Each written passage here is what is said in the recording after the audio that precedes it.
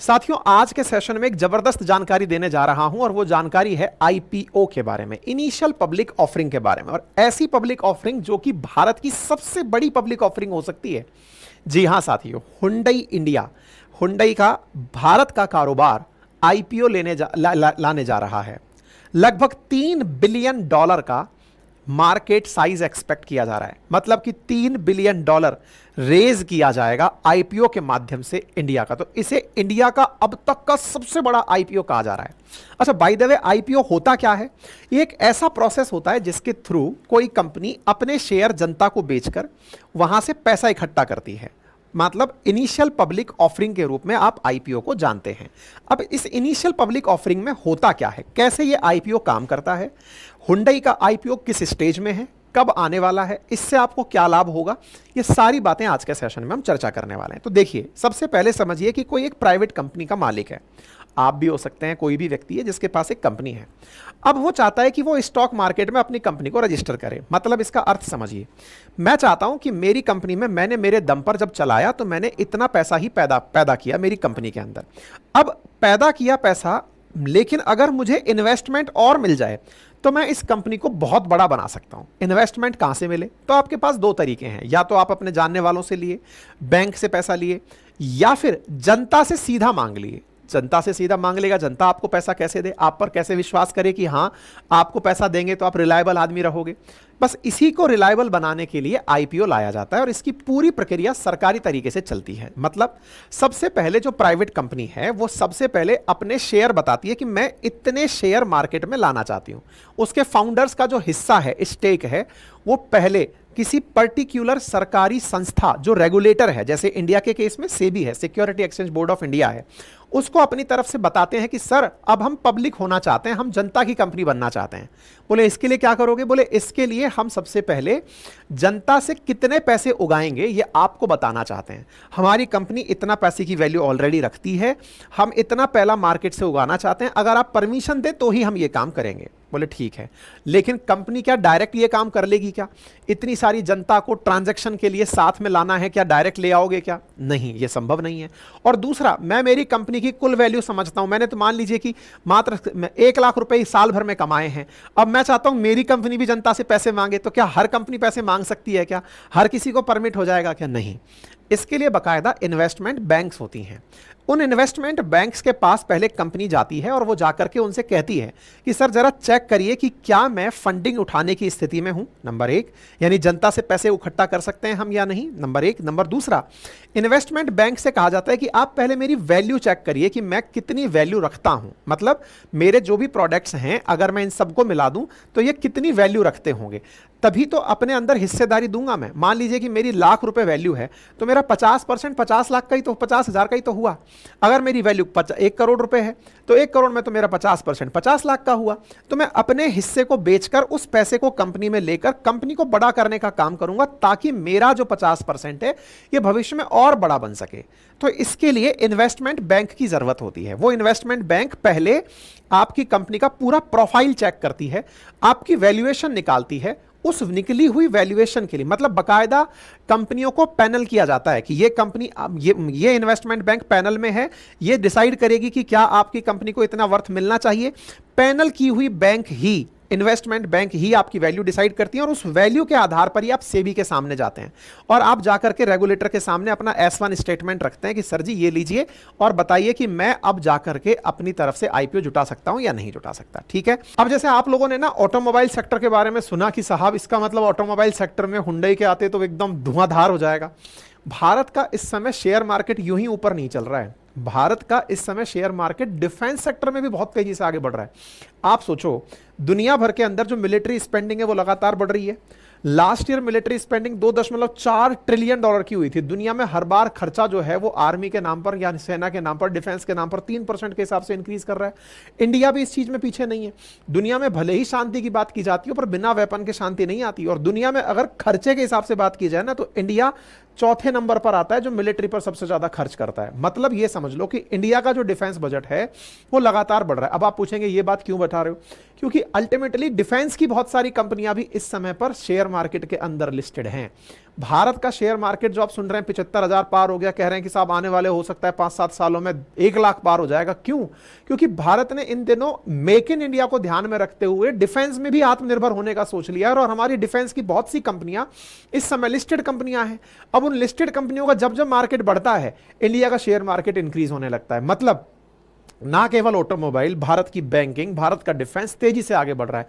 जो लोग बहुत ज्यादा डिफेंस के बारे में विचार नहीं किए, ध्यान रखिएगा, भारत का आत्मनिर्भर बनना डिफेंस के सेक्टर में बहुत क्रांतिकारी कदम होगा। और आप बहुत सारे एग्जांपल्स ऐसे देख सकते हैं, चाहे ब्रह्मोस का एक्सपोर्ट आप देख लो, हाल ही में ब्रह्मोस को हमसे दुनिया के बहुत देशों ने मांगा। मतलब इंडिया अब ओवरऑल इंपोर्टर से एक्सपोर्टर बनने की तैयारी कर रहा है। हमने टारगेट रख रखा है कि डिफेंस सेक्टर में हम एक्सपोर्ट करेंगे। तो अल्टीमेटली मेरा कहने का कुल उद्देश्य यह है कि हिंदुस्तान एरोनॉटिक्स, भारत ये जो इलेक्ट्रॉनिक्स जैसे जो हमारी संस्थाएं हैं, इनके द्वारा डिफेंस के सेक्टर में किया जाने वाला काम लोगों को निवेश में बहुत सारा प्रोत्साहन दे रहा है। आप में से अधिकांश लोग जो इन्वेस्टमेंट की जानकारी रखते हैं, अगर वो जाकर पीछे तलाशें तो पाएंगे कि पिछले 5 से 10 सालों के अंदर डिफेंस की कंपनीज ने जबरदस्त रिटर्न्स दिए हैं। और उन डिफेंस के रिटर्न्स में, मतलब शेयर मार्केट में जिन्होंने डिफेंस सेक्टर में धन लगाया था, बढ़िया रिटर्न्स लिए हैं। तो कहने का मेरा मतलब यह है कि आप केवल और केवल एक ही सेक्टर नहीं, बहुत सारे सेक्टर्स में डाइवर्सिटी रखते हुए काम कर सकते हैं। आप ये मानकर चलें कि भारत के अंदर हिंदुस्तान एरोनॉटिक्स, जिसका 21.9% वेटेज है, आप सोचिए कि निफ्टी के अंदर अगर हम देखें तो जो रिटर्न्स की बात है वो कई टाइम्स ज्यादा रिटर्न्स डिफेंस के सेक्टर के चीजों के द्वारा दिया गया है। पिछले 5 सालों के अंदर मैं बताऊं तो निफ्टी इंडिया का जो इंडेक्स रहा है, उसने 55.5% का रिटर्न दिया। एक साल में तो 177.7% का रिटर्न दिया है।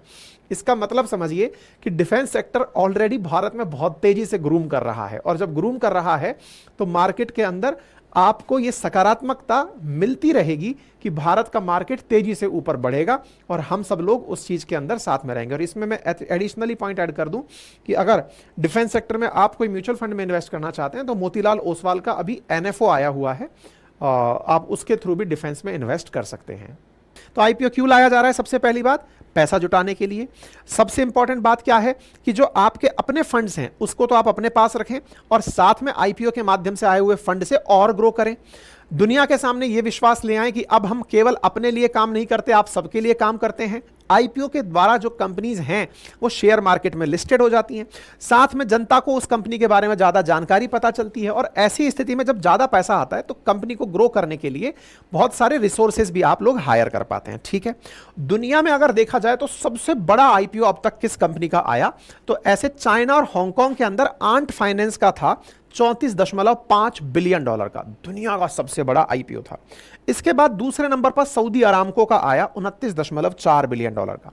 ऐसे ही अलीबाबा, सॉफ्ट बैंक, इसमें कोई भी इंडिया का एक भी इसमें वो नहीं है, आईपीओ नहीं है। तो इंडिया का जो ऑल टाइम हाई आईपीओ रहा है उसमें एलआईसी, फिर 197, फिर कोल इंडिया और रिलायंस पावर रहा है। इन सबको क्रॉस करते हुए हुंडई आ रही है। यह अपना आईपीओ लाएगी और $3 बिलियन तक वैल्यू जुटाएगी मार्केट से, ऐसा मार्केट की खबर है। ऐसी खबर आई कैसे बाहर? भाई आपको कैसे पता कि हुंडई ऐसा कुछ करने जा रही है? और हुंडई तो अगर हम सही है तो साउथ कोरिया की कंपनी है, फिर वो इंडिया में ऐसा कैसे कर सकती है? तो असल में हुंडई ने भारत में हुंडई मोटर इंडिया नाम से एक कंपनी बनाई हुई है। तो जो Hyundai motor India company India में रजिस्टर्ड है, वही हमारे stock exchange, national stock exchange या बॉम्बे स्टॉक एक्सचेंज, जहां भी जाएगी वहां पर लिस्टेड होने के लिए आईपीओ लाना चाहती है। ये जानकारी बाहर कैसे आई? असल में हाल ही में 15 जून को इन्होंने सेबी के साथ, वही रेगुलेटरी अथॉरिटी जो ये डिसाइड करती है कि हां तुम ला सकते हो या नहीं, उसके साथ अपना draft red herring prospectus DRHP यानी कि जो ड्राफ्ट पेपर है वो सेबी को सौंपा था कि सर जरा देखिए हम इस तरह से सोच रहे हैं आईपीओ लाने के लिए। जब उन्होंने ये ड्राफ्ट लेटर सौंपा तो उस ड्राफ्ट लेटर के सौंपने की खबर बाहर निकलकर आई। मैं आपको बता दूं कि आईपीओ के जरिए हुंडई मोटर इंडिया में अपना 17.5% का जो हिस्सेदारी है वो बेचना चाहती है और 25,000 करोड़ रुपए तक जुटाना चाहती है। कंपनी इस आईपीओ से अपने टोटल 812 मिलियन शेयर्स में से 182 मिलियन यानी 14.2 करोड़ शेयर बेचना चाहती है।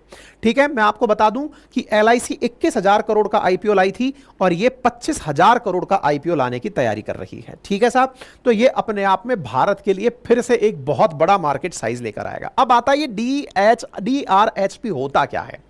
Draft red herring prospectus. इसके अंदर क्या होता है कि ये वो इनिशियल डॉक्यूमेंट है जो कि कंपनी के द्वारा तैयार किया जाता है सेबी को भेजने के लिए, अप्रूवल के लिए, कि सर मेरी कंपनी की ये मार्केट स्थिति है, हमारे पास इतना पैसा है, हम इस तरह से आगे बढ़ना चाहते हैं। ये सारी बातें इसमें लिखी जाती हैं और यहां पर प्रॉपर तरीके से बताया जाता है कि हम अगर आप परमिशन दे दें तो आरएचपी ले आएंगे, यानी कि हम वो डॉक्यूमेंट ले आएंगे जो आईपीओ के दौरान जनता के सामने रखेंगे कि हमारी कंपनी की स्थिति क्या है। आप खुद से सोचिए ना, मैं खुद चाहता हूं कि मेरी कंपनी का मान लो आईपीओ आए, तो आईपीओ आने के लिए सबसे ज्यादा जरूरी है कि मेरी कंपनी की जो हालत है वो हालत पहले सरकार को बताऊं कि कंपनी की हालत कैसी है। हालत को बता करके सरकार जब कहेगी कि नहीं ये वाला पॉइंट हटाओ, ये ज्यादा दे दिया, ये कम दे दिया, ये लगाओ, उन सबको वो जो डॉक्यूमेंट जब सरकार को पेश किया जाता है ना, ड्राफ्ट पेपर, उसे ड्राफ्ट रेड हेरिंग प्रॉस्पेक्टस कहते हैं। सेबी जब इस पेपर के अंदर अपनी तरफ से करेक्शन सुझा देती है तो जो आप करेक्टेड फाइल बनाते हैं उसे आप रेड हेरिंग प्रॉस्पेक्टस यानी आरएचपी कहते हैं। ठीक है साहब, जो DRHP है इसके अंदर आईपीओ के अंदर जो हम जानकारी दुनिया को देना चाहते हैं अवेयरनेस के लिए, वो सारी जानकारी दी जाती है कि सर जनता के सामने हम ये बातें बोलने वाले हैं, तो फिर वो उस बात को प्रॉपर तरीके से सुनते हैं। ये DRHP जो है ये सेबी के अप्रूवल के लिए दी जाती है। सेबी जैसे ही परमिशन देती है उसके तुरंत बाद आरएचपी लाया जाता है, मतलब ये आरएचपी कंपनी पूरी तरह से जनता के सामने रखती है। ठीक है, तो यहां से ये खबर निकलकर बाहर आई थी। अब थोड़ा सा हुंडई के बारे में भी जान लीजिए। हुंडई एक साउथ कोरियन कंपनी है और दुनिया की तीसरी सबसे बड़ी कार निर्माता कंपनी है। दुनिया में अगर सबसे ऊपर कंपनी को रखा जाए तो टोयोटो है, उसके बाद फॉक्सवैगन है और तीसरे नंबर पर हुंडई मोटर्स है। हुंडई मोटर्स दुनिया में 219.97 बिलियन का टोटल मार्केट असेट रखती है। हुंडई मोटर अगर साउथ कोरिया की बात करें हम, ठीक है, इनके द्वारा मार्केट में तीसरी सबसे ज्यादा पकड़ रखी हुई है। 1998 के अराउंड इन्होंने साउथ कोरिया के अंदर ही जो इनकी कंपिटिटिव कंपनी हुआ करती थी किया, जिसको आज आप किया को मार्केट में बहुत चलता हुआ देख रहे हैं, वो भी असल में अब हुंडई की ही कंपनी है, ये समझ लीजिए। उसका इन्होंने अधिग्रहण किया और मार्केट में अपनी पहचान बनाना दबा के शुरू किया। वर्तमान में इनका जो व्हीकल प्रोडक्शन है वो पूरी दुनिया में सबसे ज्यादा अगर साउथ कोरिया में होता है तो दूसरा सबसे ज्यादा इंडिया में होता है। और इंडिया में और दुनिया भर में इनकी तमाम जो गाड़ियां बिकती हैं उन गाड़ियों में जो ब्रांड सबसे ज्यादा बिकते हैं दुनिया भर में, उनमें से इनका ब्रांड है टक्सन, जो इंडिया में बहुत कम बिकता है। ऐसी एलेंट्रा इंडिया में बहुत कम बिकता है, हालांकि मतलब थोड़ा महंगा ब्रांड है। लेकिन इसके बाद में क्रेटा और i10 i20 ये भारत में बहुत ज्यादा बिकने वाली गाड़ियां हैं। तो इन गाड़ियों को ये i20 अपने यहां पर बेचती है, मतलब ये हुंडई जो है मार्केट में बेचती है और भारत में ये बहुत लंबे समय से काम कर रही है। कहते हैं कि 1996 में सबसे पहले, आपको याद होगा ना जब हम एलपीजी रिफॉर्म्स की बात करते हैं, लिबरलाइजेशन, प्राइवेटाइजेशन, ग्लोबलाइजेशन, जब वो रिफॉर्म्स आए थे, उन रिफॉर्म्स के बाद 1996 में हुंडई ने इंडिया में एंट्री की थी और हुंडई तब से लेकर आज तक लगातार ग्रो करती ही जा रही है। 28 साल से इंडिया के मार्केट में मौजूद है। 15% मार्केट शेयर, आफ्टर मारुति सबसे ज्यादा मार्केट शेयर भारत में रखती है। 13 मॉडल भारत में बेचती है और 1366 इसके सेल्स और 1549 सर्विस सेंटर वर्तमान में इसके भारत में है। ठीक है ना, तो कंपनी आईपीओ लेकर आ रही है, ये खबर है। और इन्होंने इन्वेस्टमेंट बैंक के रूप में जेपी मॉर्गन, सिटी बैंक और एचएसबीसी को अपना एडवाइजर नियुक्त किया है, जो बैंक अपनी तरफ से इसकी वैल्यूएशन लगाकर सेबी को बताएंगी। अभी एग्जैक्ट वैल्यू तो नहीं पता है कितने का आईपीओ आएगा, लेकिन हां अगर ऐसा होता है तो 20 साल बाद कोई भारतीय ऑटोमेकर कंपनी है जो अपना आईपीओ लेकर आ रही है और यह देश का अब तक का सबसे बड़ा आईपीओ होगा। उम्मीद है आप सभी साथियों को यह जानकारी प्रॉपर तरीके से मिल गई हो। अगर यह जानकारी पसंद आई हो तो अपने सभी साथियों के साथ साझा करें। चैनल पर नए हैं तो चैनल को सब्सक्राइब करें।